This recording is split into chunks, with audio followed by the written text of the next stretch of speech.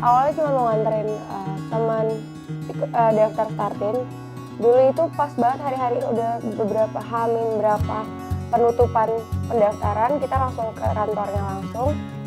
Aku cuma nganterin dia, tapi ada rasa pengen ikut juga nih, penasaran, jadi aku coba ikut juga. Ternyata yang kepilih jadi finalis itu dia nggak kepilih. Pengalaman startin itu sangat-sangat berharga dan sangat-sangat dikenang. Jadi aku tuh nemuin di startin tuh aku nemuin berbagai macam tipe manusia, tipe-tipe orang dengan berbagai macam sifat, watak dan lain-lain. Kita disatuin. Di situ aku mulai mengenal orang lebih mengenal banyak orang, terus berbagi pengalaman juga sama mereka. Terus apa lagi ya? Di sini juga aku dapat ilmu banyak banget dari para chevron, dari finalisnya juga dari para juri-jurinya. Terus di sini tuh aku ngerasa bakat aku tuh terwadahi karena startin ini. Terus aku dan aku juga nemuin passion aku di sini. Impactnya sampai saat ini tuh berdampak positif banget buat aku. Pertama, aku jauh lebih percaya diri. Pengalaman yang aku dapat juga itu benar-benar jadi ilmu buat aku sekarang untuk ngejalanin ke depannya seperti apa. Terus kayak aku punya link pertemanan untuk bisnisku pun juga awalnya dari startin ini. Setahun setelah lepas dari startin, nggak lepas sih, dari 2011 aku mulai mencoba bisnisnya itu di bidang fashion ya, persepatuan, sepatu cewek khususnya. Terus awal mula aku bisnis ini juga karena ketidaksengajaan. Dulu kan emang sering disuruh foto nih sama startin, aku bingung sepatunya gimana, jadi ayah aku bilang, kenapa sih nggak buat aja sendiri, buat sepatu sendiri di rumah. Kebetulan ayah aku itu dulunya juga emang pernah bisnis label kayak gitu-gitu, jadi dia tahu pengrajin sepatu yang ada di Bogor itu. Akhirnya ayahku cariin kan si pengrajin sepatu itu.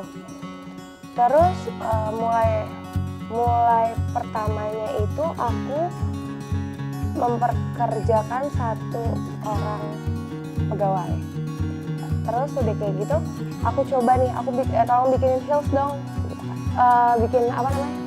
tolong bikin ini satu sampel. Terus ternyata pas saat itu dia bilang, ya udah saya bakal buat ini, saya minta uang sekian, harus perlu diomong, nggak, saya minta sekian untuk modal pertama. Ya udah, akhirnya aku kasih.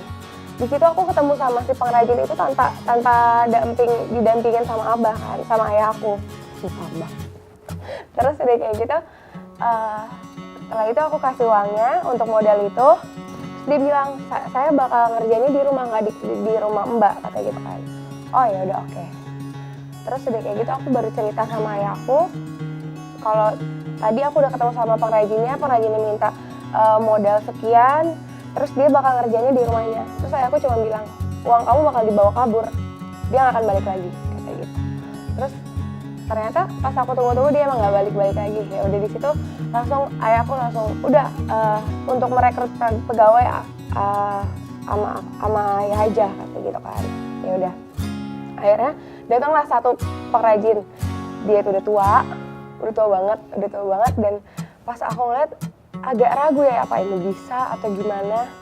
Ya udah, akhirnya aku langsung kasih gambar. Dulu awal mulanya aku cuma lihat di internet, aku print, aku kasih gambar fotonya, tolong bikinin ini, kerjanya di rumah. Dulu awal mulanya itu pengerjaannya di garasi rumah aku. Terus udah kayak gitu,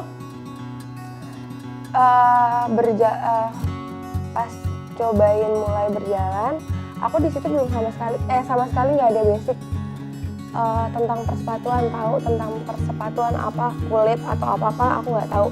Semuanya aku belajar di otodidak, jadi learning by doing. Terus udah kayak gitu, aku tanya aku harus beli apa aja ke si pengrajin itu. Dia bilang kamu harus beli ini. Akhirnya aku beli ke tempat tempat bahan baku persepatuan. Di situ aku ketemu orang lagi, di situ aku juga belajar, di situ aku juga nanya-nanya aku butuh apa, aku perlu siapin apa, kayak gitu-gitu. Terus akhirnya mulai dari situlah aku cobain mulai produksi. Ternyata tapi pas aku tunggu pengerjaan satu sepatu aja kenapa bisa lama sampai 4 hari. Terus akhirnya mau nggak mau aku harus ulik, aku harus tahu basicnya. Ternyata di pembuatan sepatu itu minimal harus ada 3 pengrajin dengan keahlian yang berbeda. Jadi kan tahap pertama di pembuatan sepatu itu desain itu bisa berupa hasil jadi, udah ada jadinya, ada dari internet bisa, dan coret-coret desain biasa juga bisa. Terus yang kedua itu pemolaan. Pemolaan itu ibarat di persepatuan itu otaknya si pengrajin sepatu tuh di si tukang pola. Aku butuh tukang pola. Tahap kedua itu penjahitan. Otomatis aku harus punya tukang jahit sepatu. Yang ketiga itu ternyata yang aku rekrut pertama kali itu, si yang udah tua itu, dia itu tahap terakhir. Otomatis dia tahap kedua dan pertama itu dia nggak bisa pola dan jahit itu dia nggak bisa. Pantesan aku bilang itu ada yang salah. Kenapa bisa selama ini? Ternyata emang dia itu cuman bisa di tahap terakhir. Ya udah mau nggak mau aku cari lagi si tukang pola dan si tukang jahit itu. Udahlah, jadi 3. Mulai berjalan. Aku pemasarannya cuma mulai dari BBM. Dulu masih zamannya BBM. Aku cuma foto sepatu yang udah jadi, aku jadiin display picture. Terus teman-teman aku pada nanya, Abil jualan sepatu, Abil bisnis sepatu, mau dong aku mau pesan bla. Terus udah kayak gitu. Tadi kan emang buat aku sendiri, emang buat kebutuhan aku sendiri. Terus teman aku bilang, Bil kenapa nggak lo seriusin aja? Akhirnya aku, yaudah deh aku coba seriusin. Dan kebenaran emang teman-teman starting sih yang pertama kali, pembeli pertama itu emang teman-teman starting. Udah terus berjalannya waktu sampai sekarang alhamdulillah pegawai aku udah 16 orang. Di tahun ketiga aku udah alhamdulillah aku bisa buka offline store. Kan awalnya aku online store kan. Jadi dari online store itu aku mau coba pasar langsung ke Jakarta. Aku ikutan pop up market di kota Casablanca. Terus aku masukin ke pop up market yang lainnya. Setelah itu ya aku buka offline store di tahun ketiga. Sukses apa NSBWZ? Aku sukses tuh nggak ada takarannya ya. Aku juga belum bisa bilang kalau ini udah sukses, cuman alhamdulillah ini masih bisa ini berjalan dengan lancar. Omset sebulan itu ada 60 juta. Terus ya alhamdulillah tuh untuk sekarang NSBWZ udah mulai dicari gitu. Kedepannya aku mau buat brand premiumnya.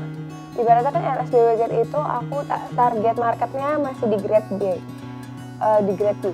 Terus aku mau bikin yang grade E-nya itu untuk lebih dikhususkan untuk kolektor sepatu, emang yang hobi banget sama sepatu. Dan juga dari materialnya aku bedain. Aku mau buat itu dulu. Yang kedua aku mau buka offline store lagi di kota lain selain Bogor. Harus berani bermimpi, follow your passion. Ada yang bilang kerjaan yang paling enak itu hobi yang dibayar. Jadi follow your passion. Terus Kalau misalkan mau jadi pengusaha itu nggak boleh cengeng, harus bisa membaca situasi, dan nggak boleh putus asa, nggak boleh banget putus asa. Terus modal nekat, itu sih. I live to inspire, not start the fire. Jadi lo hidup tuh untuk menginspirasi teman-teman, bukan teman-teman, orang lain. Nggak usah banyak bikin aneh-aneh. Cukup lo bikin orang terinspirasi dengan apa yang lo udah kerjain.